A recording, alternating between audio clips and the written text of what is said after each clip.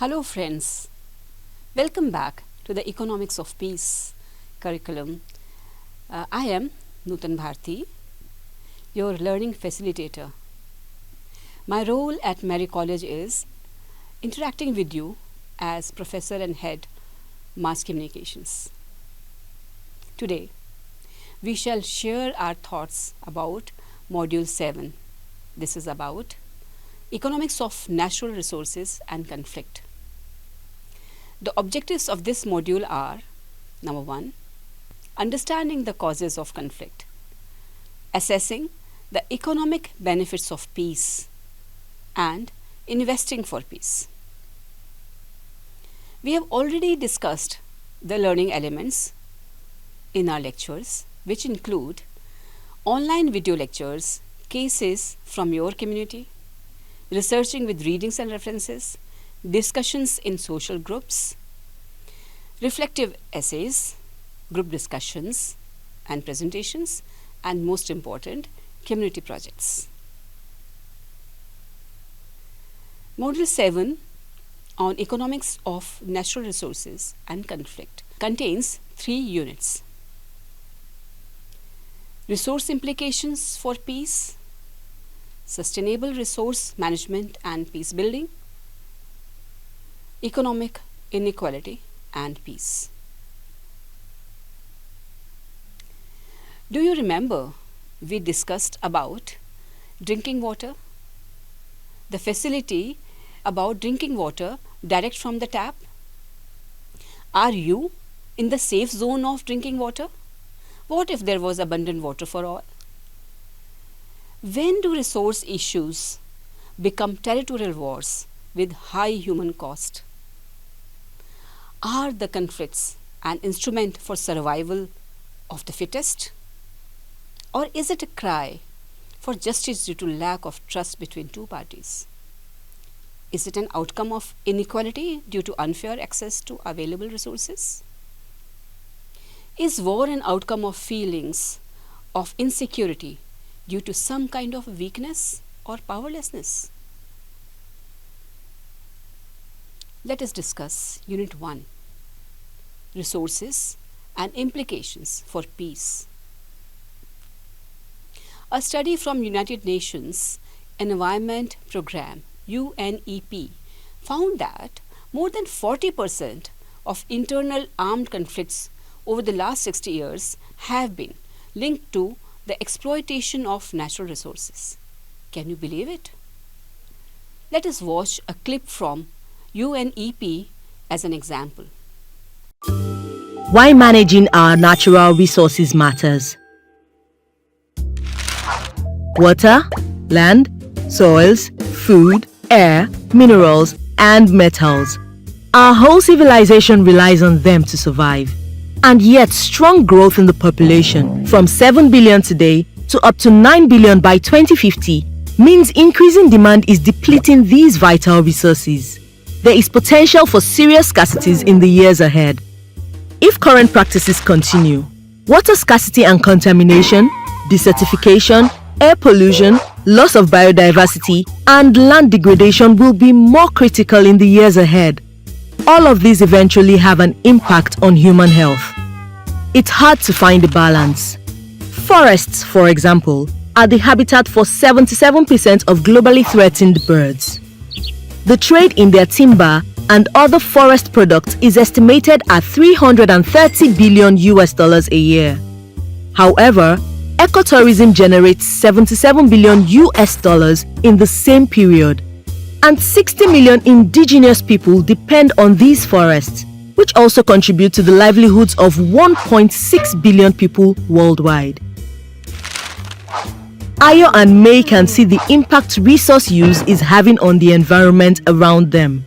They worry about what will happen to their communities when the resources are gone, and what will happen to the world in the near future if this keeps going.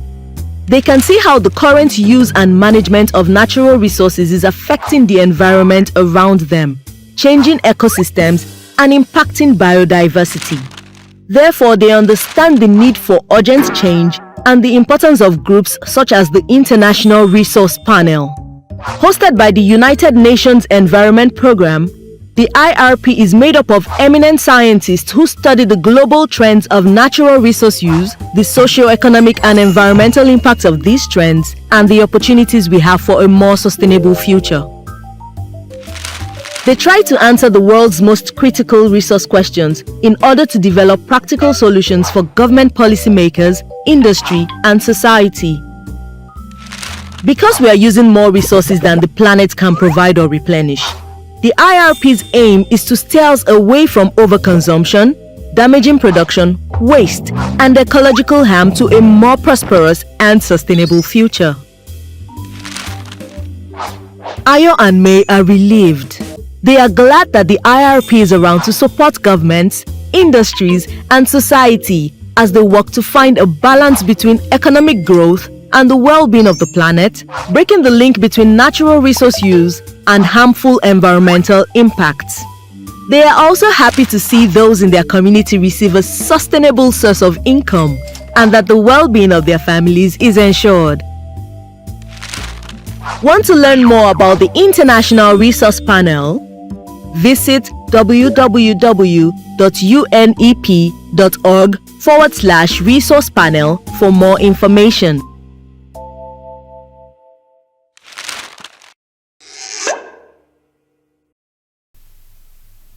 Natural resources belong to the planet Earth for all her inhabitants. However, some of her dominant species try to monopolize resources by limiting access and impeding growth of other communities. Abundance of resources are agreed till the time greed and violence do not come to the minds of those enjoying privileges of natural resources and abundance. This essentially leads to climate change, impacting quality of life for both the greedy and the needy ones. Water has been abundant, yet there could be conflicts arising out of how it is used and to what purpose it is used. Fuel for transportation and mineral ores for weapons appear to be key propellants of conflict and territorial wars. There could be other reasons too, besides the core issues of resources behind the decision to go to war. Yet, there are always better reasons to resolve the conflict. According to authors Antonia Angel and Benedict Koff in their book, Negotiation and Mediation Techniques for Natural Resource Management, livelihoods depend on natural resources. The basics like food, shelter, and protection are sourced from the nature.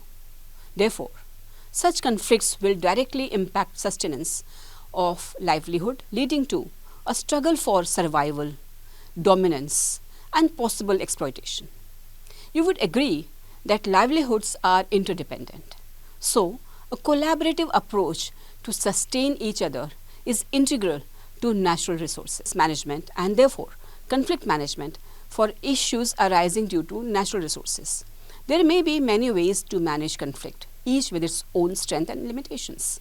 Each negotiation in resolution of conflict has detailed steps as part of the process to practice a collaborative approach towards peace building.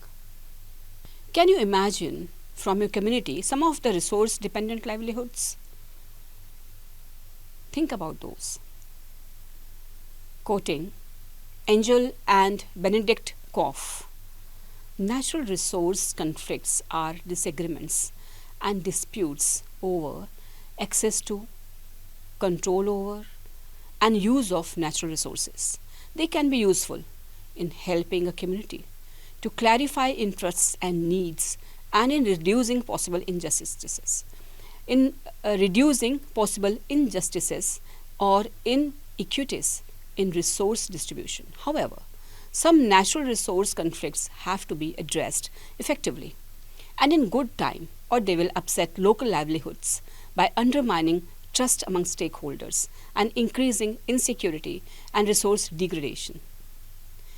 Community-based natural resource conflicts often have many causes that are closely linked. Some form the core, others are underlying or contributing. The various factors causing conflict can be divided into 4 principal types. 1. Growing competition for natural resources. 2. Structural causes. 3. Developmental pressures. And 4. Natural resource management policies, programs and projects. Policies, programs and projects promoting natural resource management can unintentionally serve as sources or arenas of conflict. This situation generally arises when there is inadequate local participation in interventions and when insufficient consideration is given to the conflicts that might emerge. Conflicts over natural resources indicate that different policies, institutions and processes are not doing a good job of regulating access to resources. Many rural households depend on natural resources for their livelihood strategies. So such conflicts may undermine their livelihood outcomes and well-being. Promoting sustainable livelihoods for the poor requires a community-based and collaborative approach to resource management. The objective is to improve governance and sustainable livelihoods. Central to this process is enabling different stakeholders to participate in decision making in order to develop and manage their resources. Managing conflict is one important element to be integrated into a broad framework of collaborative management. Collaborative management is effective when institutions and processes that regulate resource use are able to anticipate and respond to stakeholders' different interests over resource use and can seek solutions of mutual gain. Then, what leads to conflict? A causal pathway of conflict over natural resources. As we learned that access to resources is crucial. Access may be denied in case of a huge economic benefit motivating creation of barriers. It can even lead to violence for controlling some resources like diamonds, oil, timber, forest products, etc. What is the process of violence? It will be crucial that incentives the players in the violence are receiving must be restricted. Violence itself needs facilitation for mobilization and its expansion. In the process, let us not consider the society to be too powerless to counter such conflicts. Poor governance, corruption, and inefficiency may fuel such violence, whereas political institutions and civil society can work to diffuse the situation. Let us look at a case study of river Kaveri in India for water sharing dispute across 3 states. So this is a river called Kaveri flowing across 3 states that experienced varied climates due to topography and rainfall quantum. The timeline, reasons, and multifaceted aspects are depicted here. You know, it took 100 years to resolve the dispute to a conclusion. How much time would you have taken to resolve the same issue in today's world? Do you think the human and economic costs increase proportionately with more time spent on the disputes?